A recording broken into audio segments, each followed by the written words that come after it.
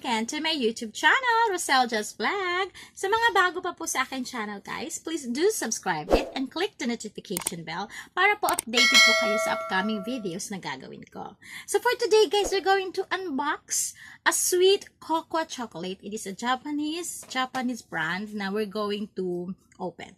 So makakasama po natin for today guys ang ating little girl na si Jasmine Kate. Siya po ang magtitikim sa ating unboxing today guys. Come on. Here. Hi. Say hi to them. Hi. Hi everyone. Hi everyone. I'm Jasmine K. Lika. We gonna vlog for mag-ina. Later. Wait. Okay. Today we're gonna eat a sushi. Korean sushi. No, it's not going to eat. Ayan na po tayo guys ha. Yan naman kulit. Walang kulit, okay? Yes, don't Okay. have it. Today we're going to open a sweet cacao. Sweet Today cacao cake. Today we're gonna open a chocolate Cacao. chocolate. Okay, this is this guys. I'm gonna eat the sushi from now It's a on. Japanese brand na binigay po ng ninong niya. So we're going to open it. We're going to unbox it kung ano ba itsura nito at kung gaano ba ito kasarap.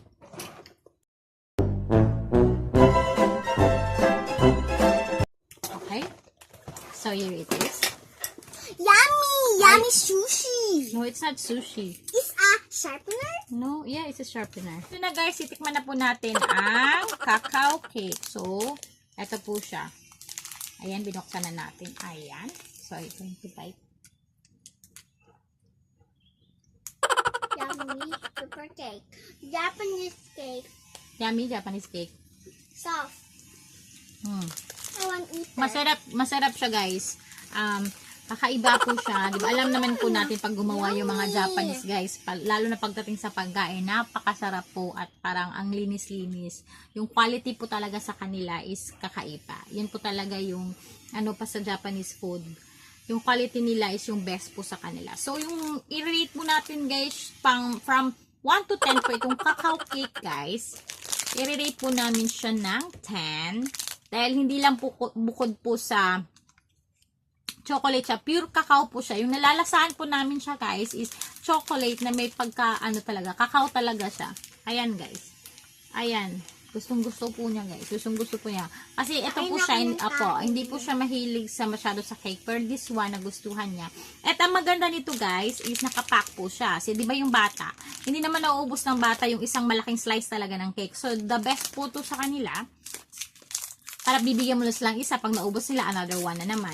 So, ito po yun, guys. Ang masabi namin, this is rate namin ng 10. As sweet cacao cake, it is rate number 10. Kasi masarap po siya. It's a Japanese brand. So, masarap po siyang pang merienda ng bata. Masarap din po siyang kinakain ng mga matatanda. Do you like it? Why lang ako kasi mama, baka magalit ka na naman. No, I'm not. Oh, you try again. Yummy? Yummy? Look at the... Okay. What are you going to tell to them? I'm pretty bad. Nabablog ako pag bata pa ako. Do you like vlogging? I like but Ate Maya is not bigger though. But I don't have a cereal. Okay, wipe your face na. Okay. Pretty yummy. Okay guys, don't forget guys, eto na po. Maikli lang po ang ating pag-open ng sweet cacao cake. Sarap po siya sa mga gusto po dyan. We're not endorser po ha. Hindi po kami nag-endorse ng bagay na ito. Na pagkain na ito, ito lang ini-unbox namin na pinapakita namin sa inyo kung gaano siya kasarap. Kung ano ba siyang klaseng cake. Kung ano ba yung mga qualities niya. Qualities talaga, quantity talaga naman, nag-qualities na tayo. So, guys, before anything else, please do subscribe our channel, Rosel Jazz.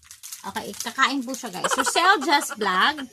Subscribe po ninyo again, guys. Sa mga hindi pa po nakasubscribe dyan, click niyo po yung notification bell po, dyan sa gilid po natin, para po updated po kayo sa mga videos na gagawin po namin. So, we're going to say bye-bye na to all of you, guys. Always remember, stay Stay happy. No, stay at home. Stay happy and And happy. stay happy and healthy. Say bye-bye to them. Bye-bye. So guys, we are back. That's what we're gonna vlog next. Sarap. Spaghetti. And then a piece of cheese in the middle. Let's taste. Yum. Spaghetti.